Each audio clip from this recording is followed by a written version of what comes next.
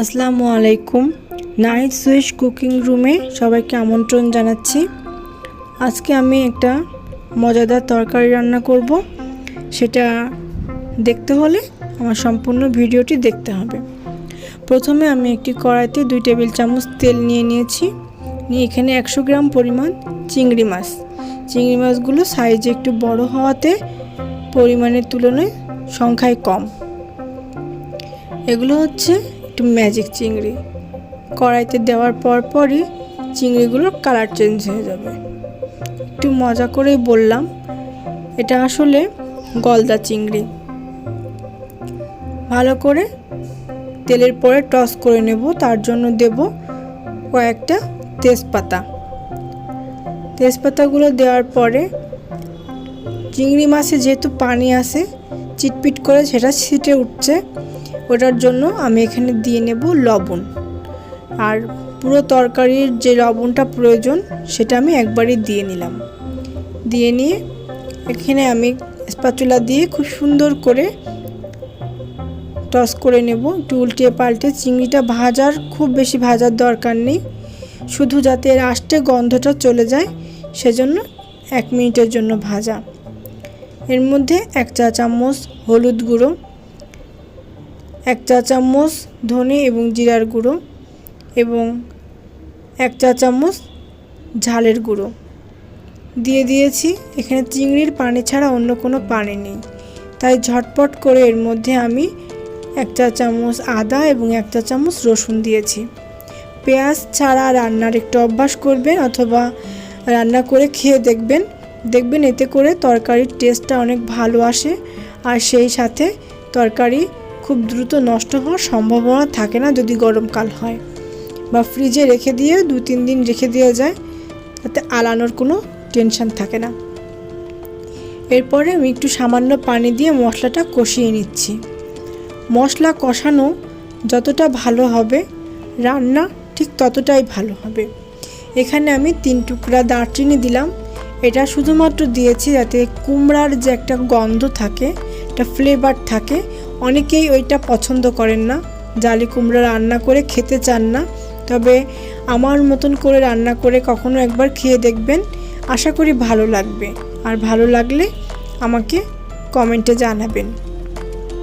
আর আমার মতন করে কে রান্না করেন অথবা অন্য কোনো পদ্ধতিতে আপনাদের রান্নার কোনো আইডিয়া থাকলে আমার সাথে শেয়ার করতে পারেন। আমার চ্যানেলটি সাবস্ক্রাইব করবেন, বেল আইকনে ক্লিক করে পাশে থাকবেন। নিয়মিত ভিডিওটি দেখে এবং লাইক করে বন্ধুদের সাথে শেয়ার করে আমাকে উৎসাহিত করবেন। এরপরে আমি কিউব করে কেটে রাখা জালি কুমড়া এবং আলুগুলো দিয়ে নেব। এরপরে ভালো করে কষিয়ে নেব। এখানে 8 থেকে 10 মিনিট পর্যন্ত শুধু মশলার সাথে কষিয়ে নিতে হবে। সম্পূর্ণ ভিডিওটি কষানো সহ দেখাতে গেলে অনেক সময় লাগে, তাই আমি একটু টেনে ভিডিওটি করেছি। আপনারা নিশ্চয়ই ভিডিওটি টেনে দেখবেন না, সম্পূর্ণ দেখবেন, এতে করে রান্নার পুরো বিষয়টাই আপনারা জানতে পারবেন। ভালো করে কষানো যখন হয়ে যাবে তখন এখানে পরিমাণ মতন পানি দিতে হবে। পরিমাণ মতো পানি, এখানে আমি ঝোল, আপনারা ঝোল যেমন রাখবেন সেভাবে পানি দিবেন। আমি তো ঝোল রাখবো না, এটা গা মাখা হবে, আমি সেরকম করে পর্যাপ্ত পানি দেব।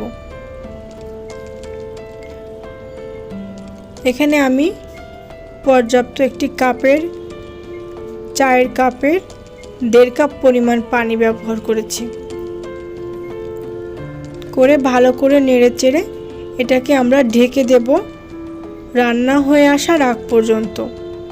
এবং মাঝে মাঝে এটাকে আমি নাড়াচাড়া করে দেব, একটু উপর নিচ করে দেব, দিয়ে রান্নার জন্য দিয়ে দেব। আমার এখানে সব কিছু মোটামুটি দেওয়া হয়ে গেছে। এবার আমি এটা সিদ্ধ হওয়ার জন্য পানিটা গরম হলে ঢাকনাটা দিয়ে ঢেকে দেব। ফিরে আসব পুরোপুরি সেদ্ধ হয়ে আসা একটু আগ পর্যন্ত।